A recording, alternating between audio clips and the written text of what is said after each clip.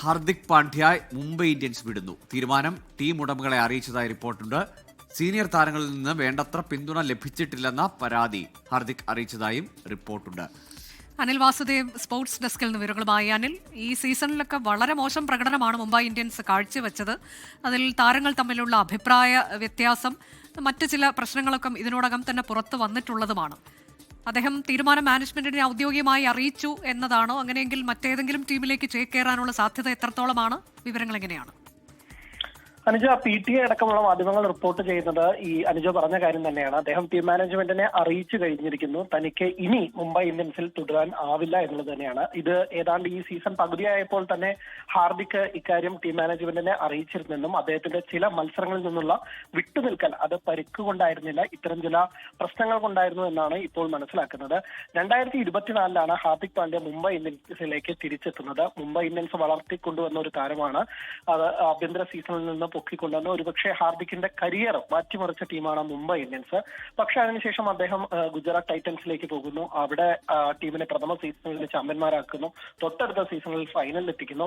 അങ്ങനെയുള്ള ഒരു താരത്തെ, രോഹിത് ശർമ്മയെ പോലുള്ള ഒരു ഇതിഹാസ താരത്തെ മാറ്റിക്കൊണ്ട് 5 കിരീടങ്ങൾ നേടിത്തന്ന ക്യാപ്റ്റനെ മാറ്റിക്കൊണ്ട് 2024 മുംബൈ ഇന്ത്യൻസിന്റെ ക്യാപ്റ്റനാക്കിയത് മുംബൈ ഇന്ത്യൻസ് ആരാധകർ പോലും അത് സഹിച്ചിട്ടുണ്ടായിരുന്നില്ല. മുംബൈ ഇന്ത്യൻസ് ആരാധകർ കൂട്ടത്തോടെ ക്ലബ്ബ് ഒഴിഞ്ഞു പോകുന്നതും ടീമിന്റെ പതാക കത്തിക്കുന്നതും മെമ്പർഷിപ്പ് ഒഴിയുന്നതും ഒക്കെ തന്നെ കണ്ടതാണ്. ഹാർദിക് വന്നത് ടീമിനകത്ത് മാത്രമല്ല ആരാധകർക്കും ഇതുവരെ അംഗീകരിക്കാൻ സാധിച്ചിട്ടില്ല. കാരണം അദ്ദേഹത്തിന്റെ മോശം ക്യാപ്റ്റൻസിയെ തുടർന്ന് ടീമിനെ കഴിഞ്ഞ 3 സീസണിൽ 2 തവണയും പ്ലേ ഓഫിൽ കടക്കാനായില്ല. ഈ സീസണിൽ അങ്ങേയറ്റത്തെ ദയനീയ പ്രകടനമാണ്.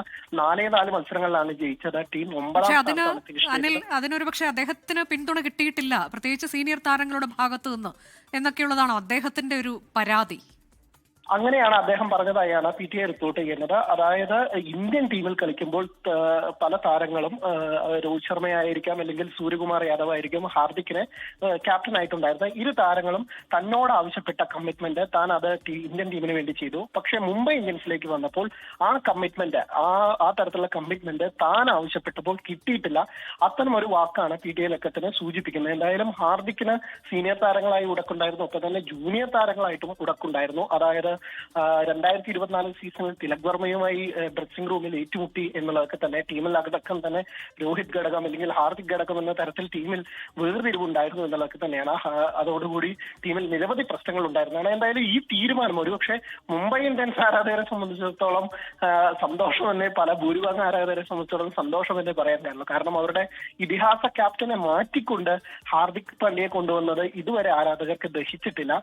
ഹാർദിക് പാണ്ഡ്യ പോകുന്നതോടുകൂടി ഇന്ത്യൻ ക്രിക്കറ്റിലെ, ലോക ക്രിക്കറ്റിലെ ഒരു നമ്പർ 1 ഓൾറൗണ്ടർ പോകുന്നതിന്റെ പ്രശ്നമുണ്ടാകാം. പക്ഷേ ഇപ്പോഴും ആരാധകരെ സംബന്ധിച്ചിടത്തോളം അതൊരു വലിയ നിരാശയായോ അല്ലെങ്കിൽ സത്യത്തിൽ ഒരു ലോട്ടറി അടിച്ചു എന്നത് മാത്രമേ ചിന്തിക്കുള്ളൂ.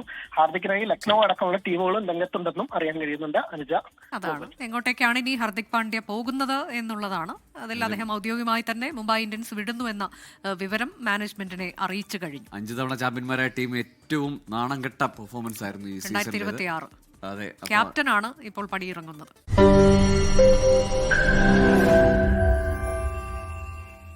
ലോകത്തെവിടെയായാലും ഏത് സമയത്തും 24 വാർത്തകളും ഓഗ്മെന്റഡ് റിയാലിറ്റി പാക്കേജുകളും എക്സ്പ്ലെയിനറുകളും വിശദമായി കാണാൻ ഞങ്ങളുടെ യൂട്യൂബ് ചാനൽ നിങ്ങൾക്ക് സബ്സ്ക്രൈബ് ചെയ്യാം.